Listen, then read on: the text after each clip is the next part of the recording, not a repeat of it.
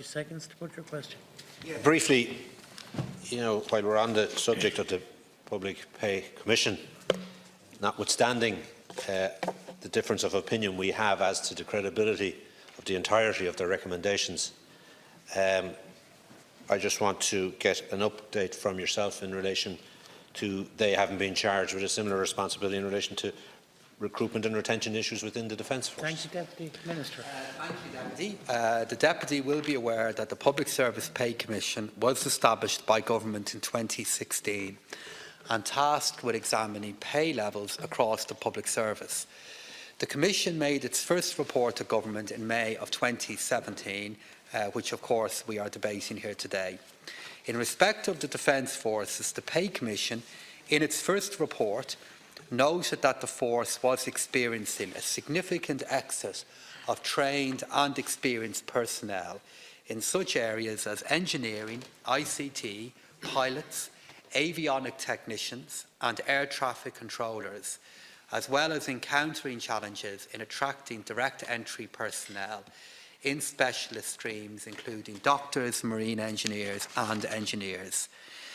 In the context of these observations, the Commission in its first report suggested that consideration could be given to commissioning a more comprehensive examination of underlying difficulties in recruitment and retention in those sectors and employment streams where difficulties are clearly evident. As the Deputy will be aware, the first module was published by the Commission in August of 2018. The Commission is now currently examining recruitment and retention issues in the Defence Forces, but has not yet indicated a timeline for completion of this module. Deputy Chambers, that's fine. I agree to that. Thanks, Minister, a very unusual thing happened in autumn of this year. Minister Keogh informed the Dáil that the joint submission had been sent to the Pay Commission, which was between military management and the Department of Defence. We found out in January of this year that your department had a central role in that in the aftermath of the apparent submission. So I want to know is, what does your department do around the changes that were made between military management and the Department of Defence?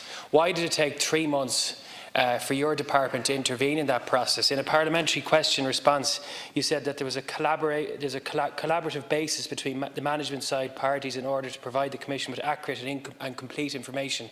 Are you saying that in that response that there was inaccurate or incomplete information from military management and the Department of Defence? Because what appears for me is that your department is delaying the issue around recruitment and retention.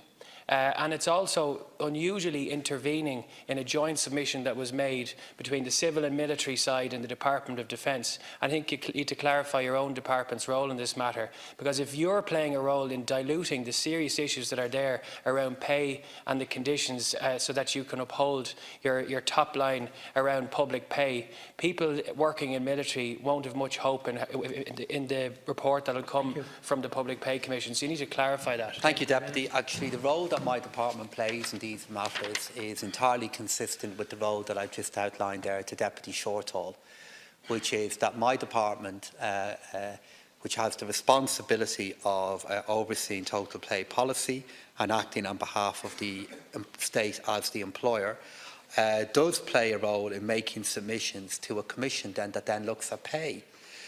But, Deputy, you need to join together, as I know you will, because I know how heavily engaged you are in this, the two different strands of the debate that we're having here today.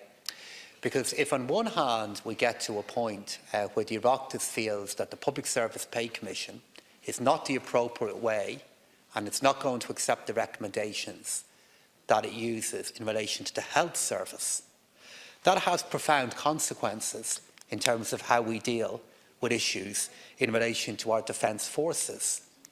And while I appreciate the fact that you want to see their case advanced, if we don't have a collective agreement for trying to deal with these matters, what we will end up with is sector after sector looking to leap ahead of other parts of our civil and public service.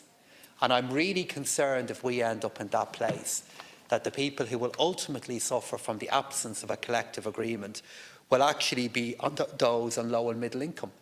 And it's for that reason I believe the Pay Commission is a very, very good tool for dealing with these issues. But the views that the Oireachtas may offer in relation to its work on health and the views you may offer in relation to its recommendations will have a big effect on how the issues that you're raising in relation to the Defence Forces can be resolved. Thank you. Final minute. Absolutely is a tool to resolve pay complaints and difficulties. The issue I have is I want to know what your department did in contaminating the joint submission that was made between military management and the Department of Defence. You delayed the process for 3 months by interrupting in the joint submission that they had made. And I want you to clarify what your department's role was in that, so before it went to the Pay Commission. Because the issue I have is that if your department in effect muzzled the Department of Defence and military management, if you diluted some of the recommendations and you removed some of the serious issues that are there for members of the Defence Forces, then there's no credibility to the Pay Commission because they haven't received the data, they haven't received the real-life circumstances for people that are working in our Defence Forces.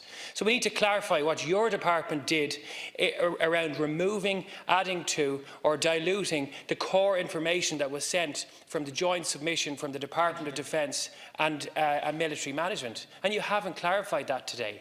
So in fact you're involving yourself, you're trying to filter and remove some of the core recommendations that are being made by the other parts of the civil and military management, and I just think you need to outline your role in that process. Then there is no credibility to the Pay Commission because they're not receiving the real-time information that's actually there for people on the ground and members of our Defence Forces. Well, despite, Deputy, you not being clear on what my role is, that lack of clarity in our role doesn't stop you making the charge that we are contaminating, to use your own language, or muzzling another part of government.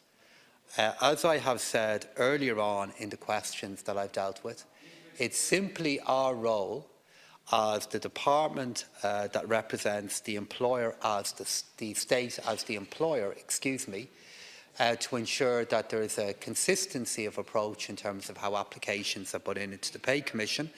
But what you're not acknowledging is that our submission is only one of many. So other submissions will go in from groups that have views in relation to it, and then it will be up to the Pay Commission then to reach an assessment of the matter.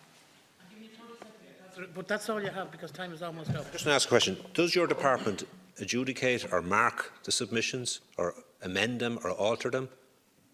Okay. Does your department amend, correct? Okay, we'll let the Minister answer because... Does it? Yeah, does it before it passes it on to the Commission? You have asked it, let the Minister answer. We are involved in the drafting of submissions that go in. And I've been very clear about that. Okay. We are involved in working, whether it would be with the Department of Health or with the Department of Defence or any other department, because at the end of the day, it has always been the case that the department that represents the employer has a view in relation to the submission that goes in. Thank you. But my colleagues in the Department of Defence and in the Department of Health also look to have their views represented in the submission, and that's what happened here. Thank you very much. Now.